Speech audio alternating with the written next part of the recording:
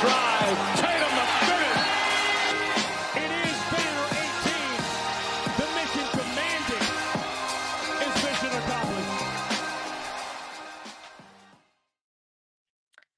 What's up, everyone? This is Noa Dalzell, and I'm here with a live version of You Got Boston. Just a couple hours removed from Celtics practice, which ended up becoming all about Jayson Tatum. Here to answer all your questions. We'll talk about everything that I saw and heard at practice today, and then also just kind of thinking ahead to game two, what the keys are going to be. And I know everybody's freaking out about Jayson Tatum's wrist. I'm actually, shocker, not freaking out about his wrist injury from what we know right now. It is more serious than I think I expected, just based off the fact that x-rays came back clean and he didn't seem to have any wrap or swelling after the game. And he kind of said, like, it was throbbing for a second and it kind of got better. So it didn't seem like a huge deal at the time. But obviously he gets an MRI seemingly yesterday based on Shams Charania's reporting, and that MRI shows a bone bruise, which I've been reading up on for the last hour and a half. I feel like we need like a bone bruise specialist in the network at this point, because between Jaylen Brown's knee and Jayson Tatum's wrist, it feels like that is the word of the day. What I'm seeing doctors online saying is that it's good news that he's doubtful, because if it was something more severe, he would just be out. Like if it was something that he couldn't play through, it would just be out. And so I do think they want to be kind of cognizant long-term risk here. And Shams reported that this is an injury, a pain management injury, similar to Jaylen's knee. And so again, I don't think this is a long-term thing. I'm hearing people talk about May, June, like a long-term playoff run. I think this is like a week or two long thing. But again, this is just my perspective from what I've read. I saw online a doctor that said that the average amount of games missed for this kind of injury is 0.6 games. So not a ton. Again, bone bruises is all about the severity. And right now we don't have a lot of detail. The biggest thing that stuck out to me is that we didn't see Tatum on the floor when we were just out there. And normally he's always doing his post-practice shots and his games and everything. So he was not out there for the media availability portion of the practice.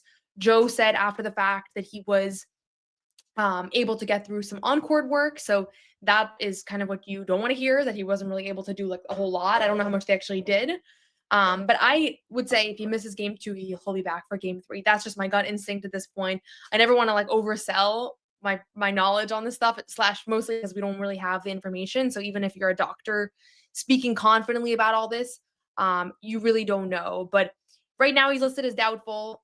That seemed kind of, the foreshadowing seemed to be there after Joe said he was day to day, and then Shams reported that it's kind of up in the air, his status for game two. And Tatum hates missing games. Everybody knows that. It is the most accurate, it's the most like Tatum thing, is how much he hates missing games. The last time he was listed as doubtful was after he sprained his ankle in that Sacramento Kings game, and then he is doubtful for that Phoenix Suns game, literally a completely irrelevant Phoenix Suns game. And he went through, I was out in Phoenix, and he went through shoot around and was like, you would have thought that he was prepping for a finals game. Like genuinely the way that he was going through that, he was working with his trainer, Nick Sang, who is known as a phenomenal trainer who's worked with him for his whole career. And he was getting through drills and testing out his ankle and strength and agility and all that stuff, and ends up being upgraded to questionable after shoot around and sits that game. But it's like, you knew he was making a push to play. So I don't know that this is going to be as inconsequential as that, but ultimately, like, you see that he tries his best to get through these things, and he was doubtful for that ankle sprain and he missed one game for it. So I'm seeing a lot of people freak out over the doubtful tag. I don't think it necessarily means like he's going to miss the whole series or he's going to be super compromised. At the end of the day, it is a bruise, and it's different than Jaylen's knee. Jaylen's knee, the bone bruises on your knee are just different because of the impact.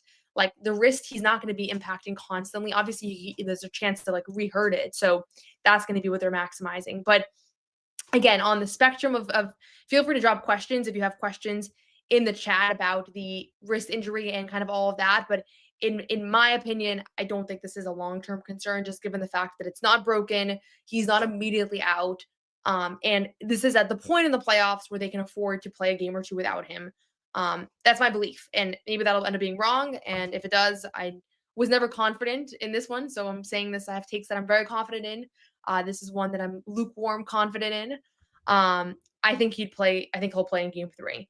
I think right now the most likely outcome is he sits game two and he plays in game three. And that gives him a couple more days. The injury was suffered Sunday. Game 3 is on Friday. That gives him almost a week. And so that's the hope, at least. But I'll just say, this team was built to withstand an injury to a star player. Like, it just was. And I felt this way last year with Porzingis missing almost the entirety of the playoffs. I'm not going to pretend that Porzingis is nearly as important to this team as Jayson Tatum is, but this team was built to withstand any one of these guys missing time, whether that's Jaylen Brown, whether that's Jrue Holiday, whether that's Al Horford, whether that's Jayson Tatum. Like, they are in a better position to play a game or two without their star player than probably any other team in the NBA. Actually, I would say any other team in the NBA definitively. You take out Jokic from the Nuggets, you take out SGA from the Thunder, you take out Donovan Mitchell from the Cavs. Like, it's just one of those things that they just have other options. They were running a 9-man rotation in game 1. They a 9-man rotation where Peyton Pritchard was the last guy to check in. There were 3 players that came off the bench before him. And so that's kind of my take right now, is that it's going to put pressure on other guys. I see here, somebody here asked, let me find this comment. Somebody here asked about, somebody mentioned here, this puts too much pressure on Jaylen. If that's how Jaylen perceives it, then we might be in trouble. Like, if Jaylen goes into this game and says, hey, Tatum's out, I need to go for 40, like, that's not a good sign. But that is not how I would perceive this. I think the way I would perceive this is that it means that those 18 shot attempts that he takes get divvied up amongst all the other guys that always take less shots than they would on any other team. Whether that's Peyton Pritchard, who attempted 8 shots on Sunday and hit 6 of them. Like, he had 19 points on 8 shots. And he's a guy that could easily create a few more of those per night. Whether that's Porzingis, who was kind of a non-factor offensively. He was 1 of 8 from the field in game 1. I think that he's somebody that's going to have to shoulder a bigger load offensively. He takes 15 shots. Like, there's no question here of, like, who picks up the load. It's everybody. And if anything, like we've seen this year, that they were 8-2 without Tatum this past season.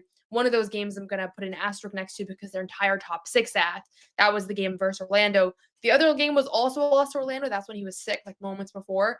But honestly, they were playing some inconsistent basketball during that stretch. Not to excuse those 2 losses, but I'm not going to sit here and be like, Orlando beat them both times without Tatum, without the context. So who's starting in his place? I think definitively Al Horford will start in his place. Al pretty much always slots into the starting lineup when somebody's out. And I've already seen that Al is enormously impactful as a starter. Sometimes I feel like it's a little bit harder for him to come off the bench just because he's 38 years old and he's been a starter literally since he started playing basketball. So Al's going to be the starter there, but it bumps everybody up. It means that Pritchard's not going to not play until 2 minutes left in the first. He'll check in earlier. It means that Sam's going to have to be more of a factor. Sam was scoreless in game 1. He's going to have to, or I think he was scoreless. He didn't hit a 3. That's what I looked at. So Sam's going to have to be more of a factor offensively. It just means that everybody has to step up a little bit. Jrue Holiday sometimes can go quarters without taking a single shot.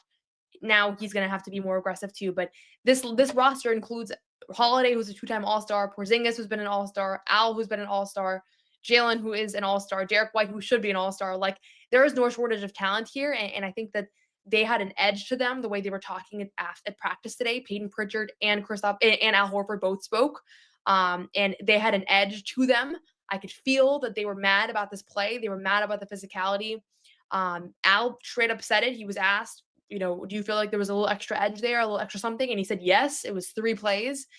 Usually when you ask players questions about like whether a foul was intentional or dirty, like a lot of times they'll be like, no, don't push that narrative. Like that seems to be their instinct. And this was not that. This was Al being like, absolutely. He sat at that podium. He wanted questions about that moment with KCP. So I think they're going to be fired up. I think Peyton Pritchard today, who was asked about potentially teams thinking that physicality is a weakness of the Celtics. I think the question was kind of applying like, do people think you guys are soft? And is that a button that they try to push? And Pritchard basically said, like, they can try. Like, I'm not intimidated. And I think this is going to give them a little bit of extra toughness. I think this is going to give the TD Garden crowd a little bit of extra toughness as well. Because when they hear, KCP introduced in the starting lineup, there's going to be a ton of boos raining down. Like, that's inevitable. I don't think KCP's been a dirty player historically. I haven't watched every game he's ever played in, but that's been my understanding from watching him play. So I don't know if this was a dirty play or not. I have a hard time assessing that. I always feel like I think that plays are fine.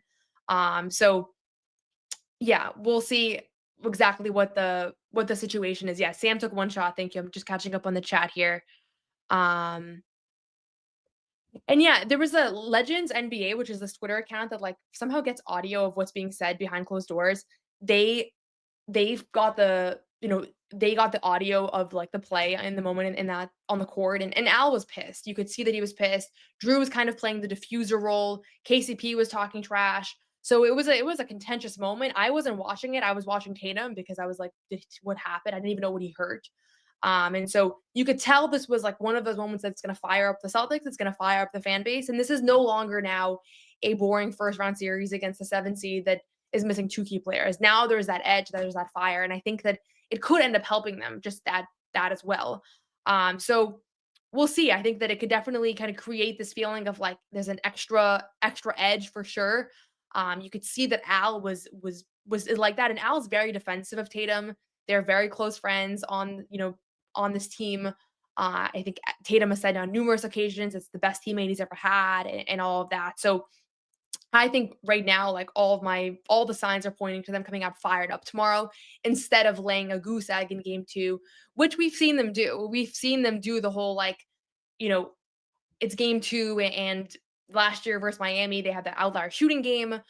We've seen the game 2 versus Cleveland. They dropped both game 2s last year in the first 2 rounds of the playoffs. I think in particular, the first one, everybody went back to Miami like, oh God, is this team about to be first round eliminated by the same Miami team that eliminated them the year prior? So like game 2s are tough, especially when you're up 1-0 as the home team. Like you saw yesterday, both of the home teams lost. Both the Knicks lost to the Pistons, then the Nuggets lost to the Clippers. Like it's hard to build that 2-0 lead. And certainly I think this team is going to be extra incentivized to find their footing here. So panic meter, I know we do the panic meter a lot of times for different injuries and things. I'm yellow/green, honestly. I could see either.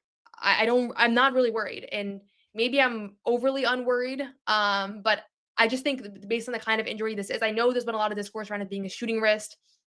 It's going to be a little bit stiff. It's going to be a little bit swollen, but guys, these players get through things all the time. Like knee injuries scare me the most because it affects every movement and it just impacts the rest of your body. With the wrist injury, it's not going to cause a ripple effect now. He's not going to start favoring his left hip or his left ankle. Like it's different when it's an upper body injury like that. And also like he did go ahead and continue to shoot and score, and he hit 7 points right after that play. So like right away it was fine. I think it just got a little bit a little bit stiff, I think, is my understanding. I'm sure he woke up yesterday and didn't feel great, got the MRI. And then Joe said he's feeling a little bit better today. So maybe it's a lie. I don't always think Joe's injury updates are the most helpful thing. Pretty much since Joe was asked last year in game 2 of the finals, are you worried about Kristaps Porzingis' leg injury, the one that ultimately he had to have surgery for, and he missed games 3 and 4 of the finals. And Joe said zero concern. As a young journalist, that moment was pivotal for me because I learned that the head coach is not that good of a source when it comes to injury updates. So he said zero concern. I remember I came back afterwards and I was like, zero concern, KP's fine. And then the next day we get an email that basically details he has this rare leg injury.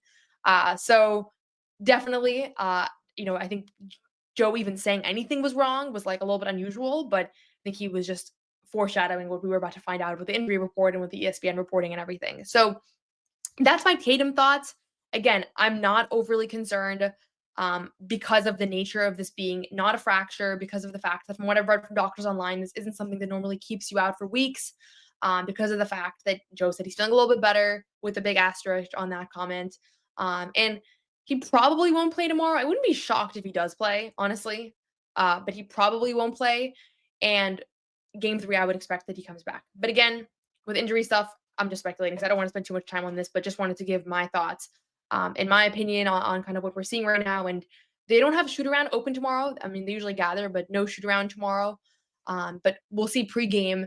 I'm assuming that Tatum will go through some warm up and kind of see how he feels, unless he wakes up tomorrow and it's not feeling better and they just rule him out. So we'll see. Yeah, we'll see how things shake up here. But again, the guys that this puts pressure on in an ideal world is not Jaylen Brown. Jaylen Brown's already compromised with his knee. He already shoulders a big load offensively as is. You don't need Jaylen Brown going there thinking, I need to go off. I need to become the guy right now. You need it to be like all these other guys that normally take 5 less shots than they probably should just because of the sheer amount of talent on the roster. Those guys now up their shot attempts by 2 or 3 each. That's how I would look at it. And this team has withstood injuries all season long, whether to Jalen, whether to Tatum, whether to Drew, all of that. Pritchard's like the one guy that has played pretty much consistently all season. And when Joe was asked about his 6th man of the year candidacy, he said like he's been a tone setter for us because regardless of who's in and out, like we always have this level of play, and he's been a big part of that. So quick message from our friends over at Prize Picks, and then I do want to talk about Peyton Pritchard. He spoke today. I thought he had a phenomenal presser, and he's going to be named 6th man of the year, I think, in 39 minutes. So we'll hear from him shortly there too. Prize Picks is the best place to get real money sports action. PrizePicks is the best place to turn your sports knowledge into cash. With millions of members, PrizePicks has made daily fantasy sports accessible to all. You just pick more or less on at least 2 players for a shot to win up to 2,000 times your cash. Run your game all season long on PrizePicks. Cash in on the basketball playoffs with PrizePicks. Don't miss your last chance to add your favorite players from the court to your PrizePicks lineup. Whether it's points, rebounds, assists, take your pick of more or less for a shot to win up to 2,000 times your cash today. Sign up today and get $50 instantly when you play $5. You don't even need to win to receive the $50 bonus. It's guaranteed. The basketball playoffs are here and the action is heating up on PrizePicks, the best place to cash in on your favorite spots.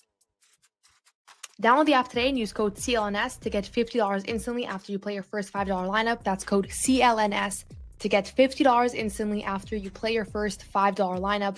PrizePicks, run your game.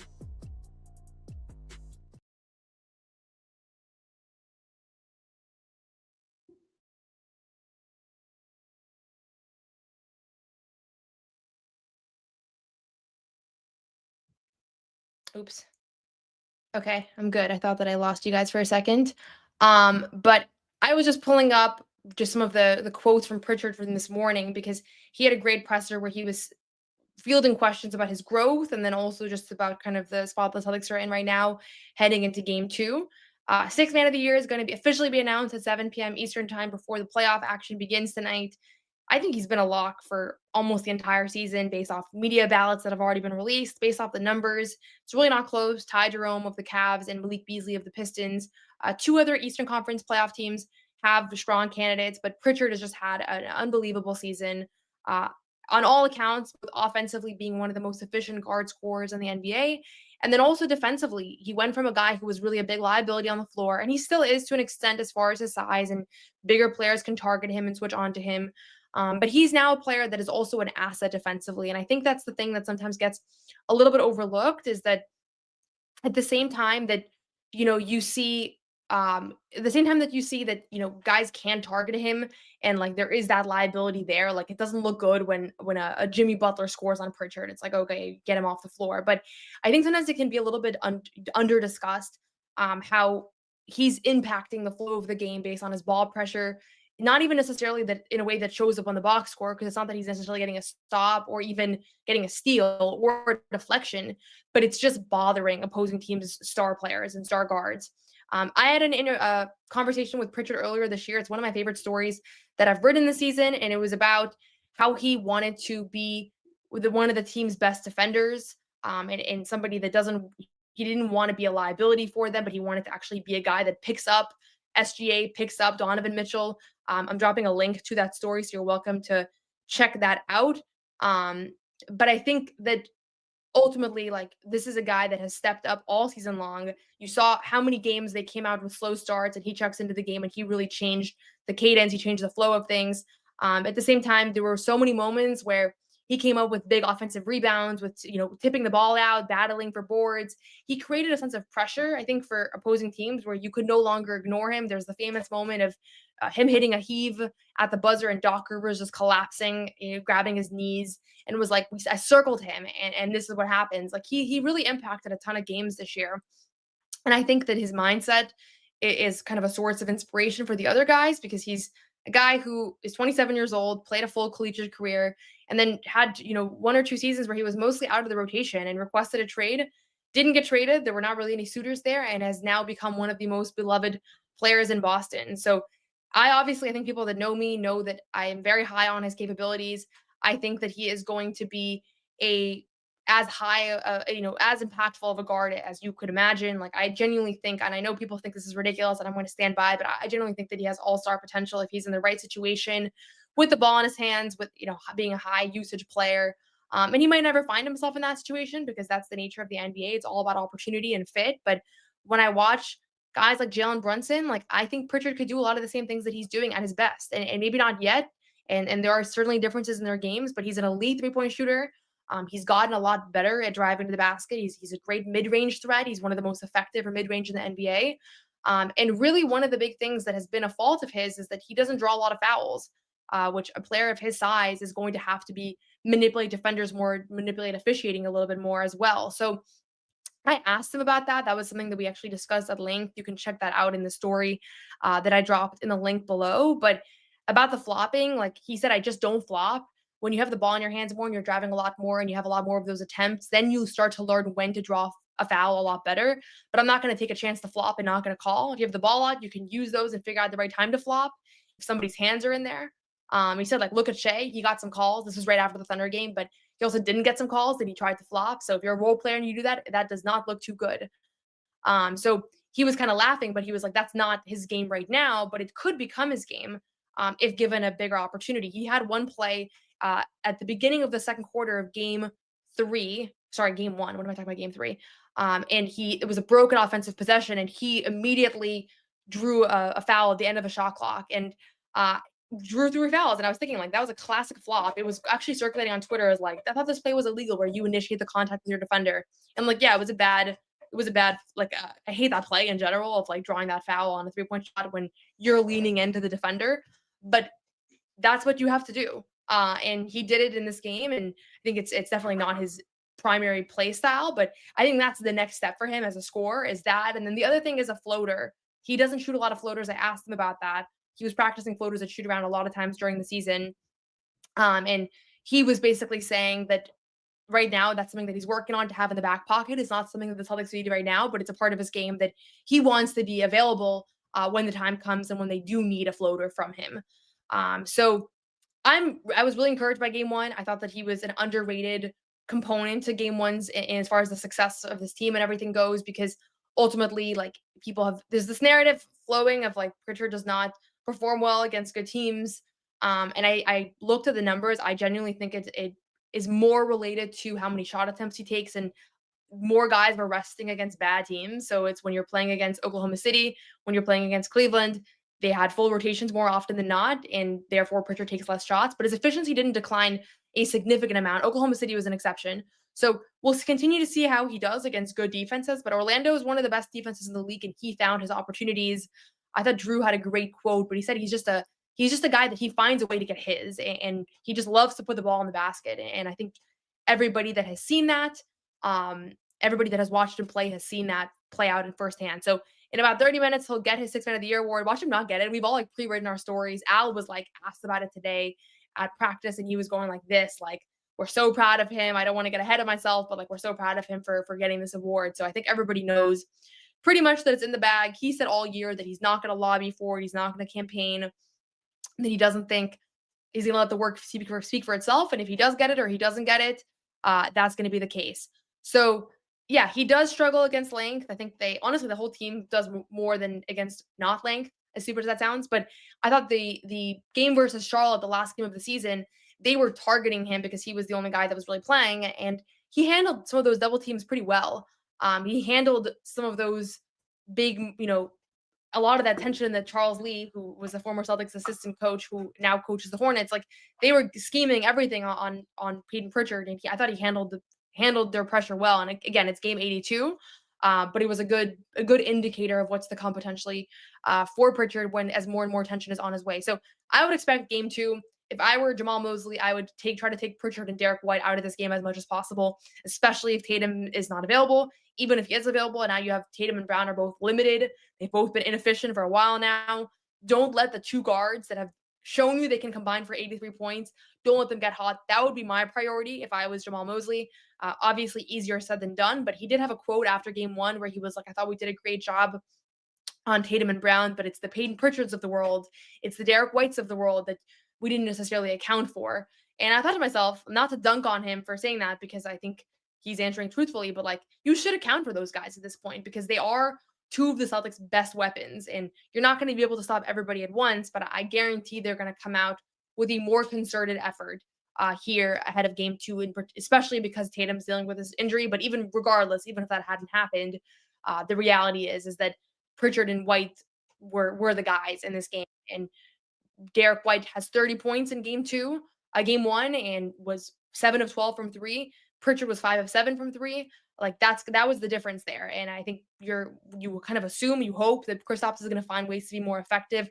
I'd like to see him pop more. I think that he was in the paint a lot, but he can stretch out that defense a little bit. We saw against like Madison Square against New York a couple weeks back in Madison Square Garden. That was really impactful as well. So we'll see what shakes out here. I would expect Porzingis is going to adjust to a tough game 1. He had a really tough game 1 to start the playoffs last year as well versus Miami. It was kind of similar to this one where it just seemed like the physicality, the playoff intensity, he wasn't ready for it. And he momentarily adjusted well in game 2 before then hurting his calf and missing almost the entire playoffs. So knock on wood that doesn't happen to him today. But I'm looking forward to this 6th Man of the Year announcement, and you can check out, I wrote a story today about Pritchard, something that I asked him at the podium, which was, as a spectator, I was surprised that he didn't check in earlier in the game in the first quarter, just because obviously he's been hugely impactful for this team. Obviously, he has come in usually at the 6-minute mark and immediately made a big impact. And in this case, he doesn't check in until less than 2 minutes to play.